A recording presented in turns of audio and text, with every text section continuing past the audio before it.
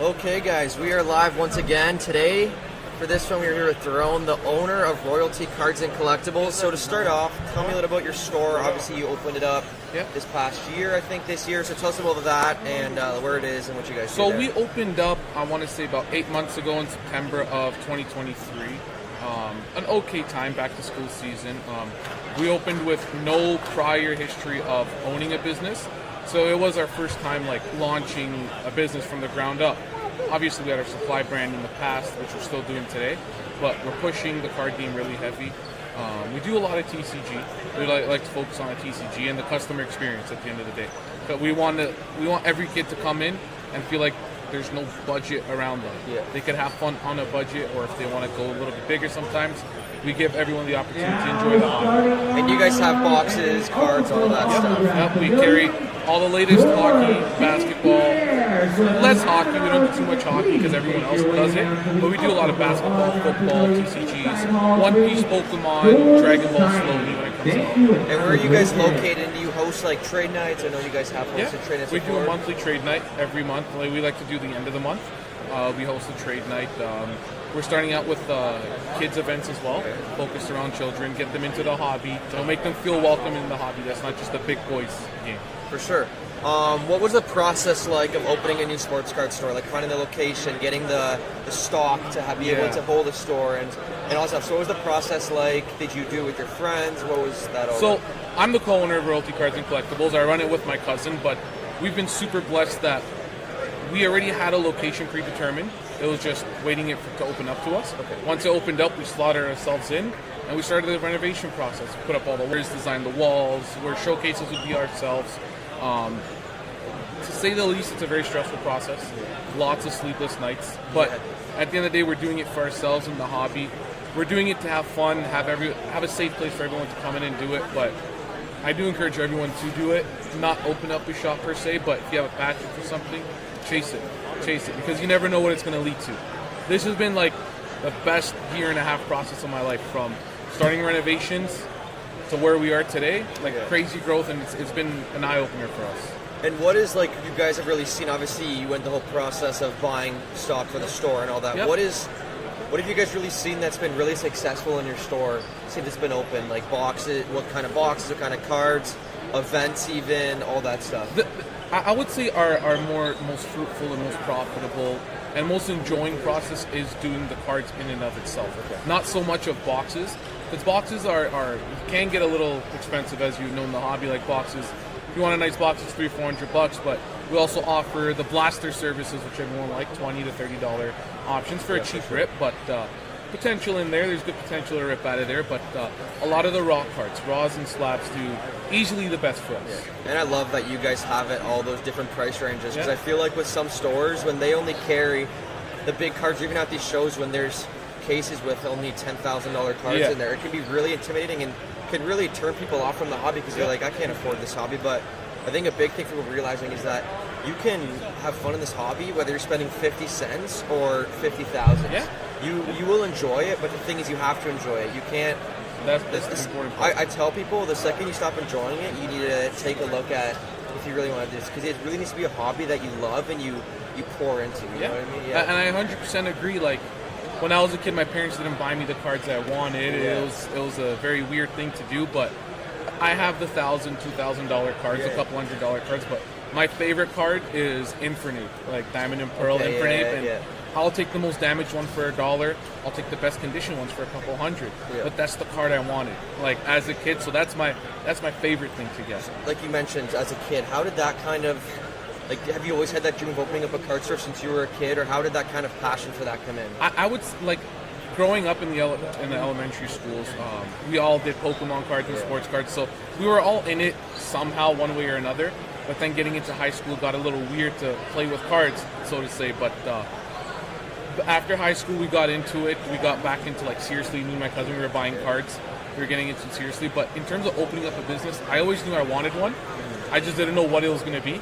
Yeah. So I'm happy I found my passion, my hobby, my passion, and was able to turn it into a business and have others experience it with us. Experience the business with us, which is beautiful. So you mentioned this kind of before, but I want to kind of tie it into two things. So what were some challenges that came along with opening up a card store? But we also want to connect this to even setting up at card shows, holding a lot of stock, because obviously you guys have a lot of cards. I've seen your booth.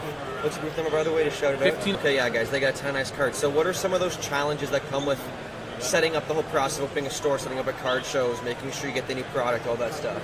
So product is really difficult. It's a diluted market. Everyone's chasing after the certain amount of boxes they're making. So we're fighting with everyone to get the boxes that we need. But yeah, you pointed out having the cards. It's a gamble at the end of the day. It's a stock. You're buying the stock of the player. For sure. And at any given moment, you could be sitting on upwards of $50,000 in cards at the minimum sometimes. And that's, so to say, dead money because it's not reinvestable. But you got to price it accordingly to the market, price it aggressively to have it move quickly so you can reinvest and turn your profits a lot quicker. And setting up at shows. Now, before we didn't have a shop, so it was a lot easier just to gather us and our friends and set up. And now having a shop, having to close down for 3-4 days, lose profit and revenue at the store, but bring it in here. That's a little difficult having to close the shop and come in here. But these experiences are all marketing for us. At the end of the day, this is a marketing event as well. Not like it'd be beautiful to turn a profit at the end of the show, but it's more for people to learn us in our shop and want to come into. Foot traffic is the number one thing for us. Try to get foot traffic. So what do you think your store, how are you trying to separate your store from other stores? We don't want it to be just a place where you come, open your box, and leave. We want you to come by and spend time with us. That's why if you walk into our store, we have 2 TVs set up.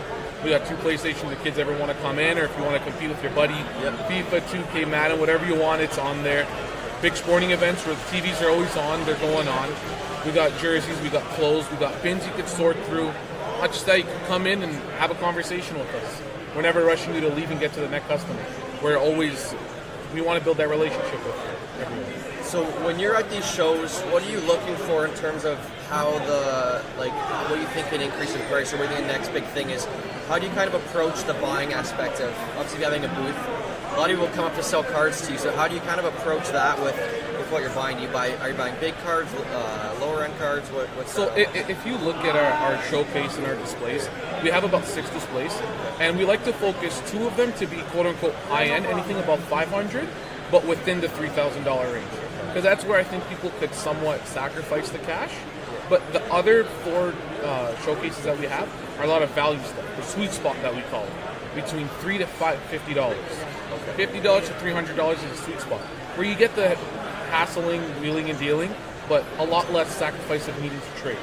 So it's where people could buy the card and enjoy it, and not hurt their pocket as much. That's what we've realized. Because I know what I've seen a lot is when these kids come into the hobby, they really go out, like they really love it. And I think they obviously don't have all that kind of money. Some kids, their cases are insane somehow. But a lot of the kids are just looking for their favorite players in between $3 and $50. And I think for you having a store like that, having that available, it's not only buying into the people who are going to give you like big money for big cards, but also the kids who, let's say there's a kid who's 5 years old now. If you're store in 30 years, when that kid, maybe he's going to spend that big money with you guys. So I think that's great that what you're doing to form the relationships and all that kind of stuff. It's in a way to say investing in the future as well with us, with the children, is that we're getting them, for example, a Joe Burrow card, and it's not a base, it's just a green insert, for example. It's still a rookie card and a graded PSA 8 or 9.